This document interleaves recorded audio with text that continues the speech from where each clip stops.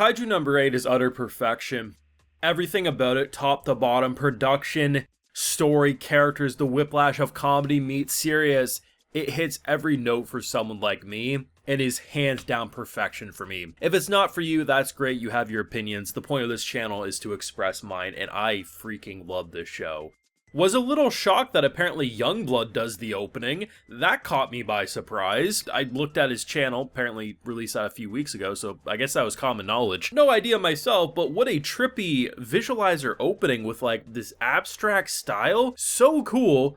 The ending animation, we already knew about the song, that shit was perfection. The idea of like a mouse clicking different files to open up images, so cool. Very creative touch, I like that. But this episode gives you a good taste of what to expect from that Kaiju number 8 greatness, and everything I'm seeing I absolutely adore. Yeah, you got manga readers saying, okay, yeah, but wait till season 2, the manga doesn't really go anywhere, or I don't like where it goes. That's great. Maybe I'll agree, maybe I won't agree if we get a season 2.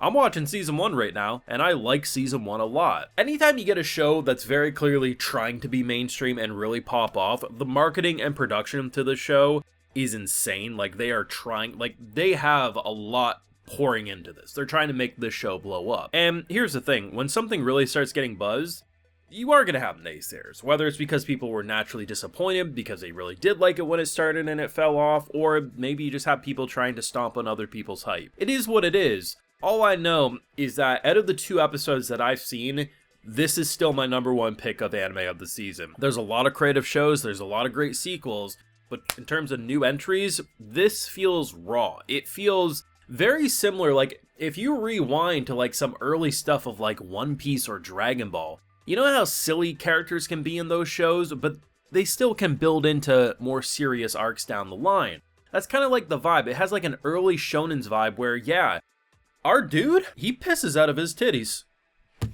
That's silly, man. He's running in his kaiju form, has to go to the bathroom. Makes sense, I mean, he's in a new body, he doesn't really have functioning control over everything. It's funny though. Maybe you don't find that funny. That's okay. But the idea that it's not like they do that in the middle of a scene where a little girl's about to watch her mother get ate by Attack on Kaiju over here. So like, if you like stuff that does go silly like classic shonen stuff, this is gonna hit an itch that you don't see too often in anime anymore. But if you don't like that stuff, yeah, I can see why this show may not be for you. And all I'm saying is that these 2 episodes, 10 out of 10. I saw some criticism for the character designs last week. I like the character designs. Actually, I think if you look at Kofka as an example, I just appreciate the fact that he's a rounder character model. It actually makes him feel different, and honestly, actually makes him feel like a 32-year-old, if I'm being honest. He doesn't feel like just a slightly older teenager like most anime characters look like. And the childhood friend, she actually kind of looks like a character from Knights of Sidonia, is like the character design I got. I'm liking this. Call me a fanboy, but shit, this fanboy's having fun every week, seemingly. Full live reactions over on my Patreon. If you want to see my full and good thoughts to this or any of these Kaiju number 8 episodes, they're going to be over there if you're interested. So, this was cool. I wasn't sure the direction they were going to go with the whole character transforming into Kaiju and back to human. I was like, okay, are we going to get like a Eren Yeager situation where he's going to pop out of that body, it's going to be grotesque, then maybe the body dissolves? We gonna go like Ben 10 alien countdown timer and he'll just go back to normal? Turns out he's Eddie Brock with symbiote venom. That's pretty much what he's got going on, and it's honestly pretty cool. He can just, you know, obviously he doesn't have full control yet, or he has better control now that he's taken the second part of the exam anyway, but you know, he can just be chilling, and then we're like, bro, look in the mirror, you're a goddamn Kaiju. He's like, and then like, he'll sort of transform back, but his teeth will still be there. It's pretty funny because you have kind of like this symbiote animation where like at one point it kind of like goes down on him, and then like his normal head's exposed, but he's still like in his body. And as we can see, it's not just like he transforms or he doesn't. His face had like the shark teeth going on at multiple points. So there's obviously a lot of room for comedy with that, and unfortunately there's a lot of room for emotions flare up, and maybe he goes to punch someone and then it turns into the Kaiju fist, and who knows what happens next. We get introduced some new characters, a lot of them just kind of in the background as he's going into to take the test, and then you have this woman pop up who I didn't like her.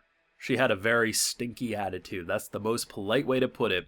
This little girl walks up saying, "That's my spot, move." And it's like, okay, there's all these extra spots. That's my lucky number. And I'm like, bitch, shut the fuck up. Like, what the?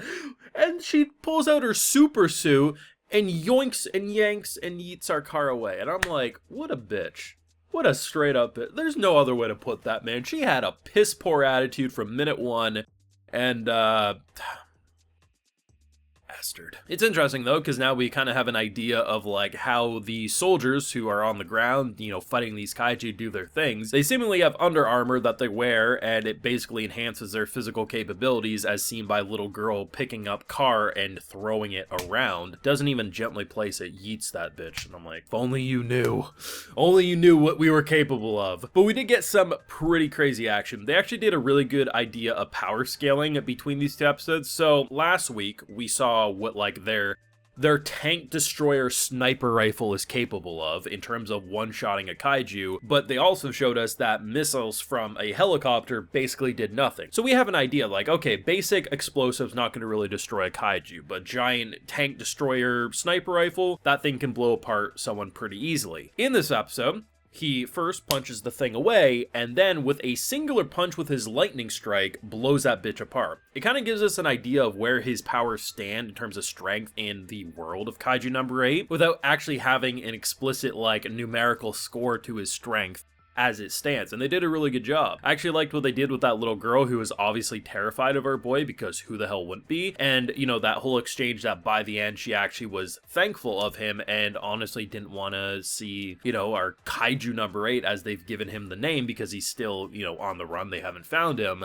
You know, there's a target on his head, and clearly at least one girl, this little girl who obviously got her mother saved by said Kaiju, is appreciative of. There's going to be a lot of interesting drama that can pop up, you know, who's going to be the first character to realize he can transform. Obviously, the girl at the end who had the stinky attitude could smell kaiju, but you could argue, well, one, is she ever really going to be able to tell because he used to be a cleaner, so of course he'd smell like kaiju, and two, if he's constantly fighting kaiju, that's why he would smell like kaiju. Yeah, she could probably make the argument, well, I don't smell it on this person, but, you know, it's what it is. Eventually she'll find out for sure, but, you know, there's a lot of ways to make that not exposed, at least from that character's perspective, for a little bit. The animation, the art, fantastic for me. The constant use of different types of background music really enhanced the atmosphere. I'm loving this, man. Like, this was made for me. That's the best way to put it. Maybe it's not made for you, but it's definitely made for me, and easily the most enjoyable show I'm watching this season. But let me know what you thought of episode 2, and are you going to keep on watching Kaiju number 8? Let me know down below. Be sure to leave a like if you enjoyed, subscribe if you're new around here, of course, ring that bell so you know if I went up a little more, and like I mentioned, we got those full live reactions over on my Patreon, and hey, while you're over there, I'll also give you a video shout out. So today we got Ernst Swanson, Aiden, Ike Ickley, Jane Peterson, and Hune. So I appreciate the support, everyone. Please take care and have a good one.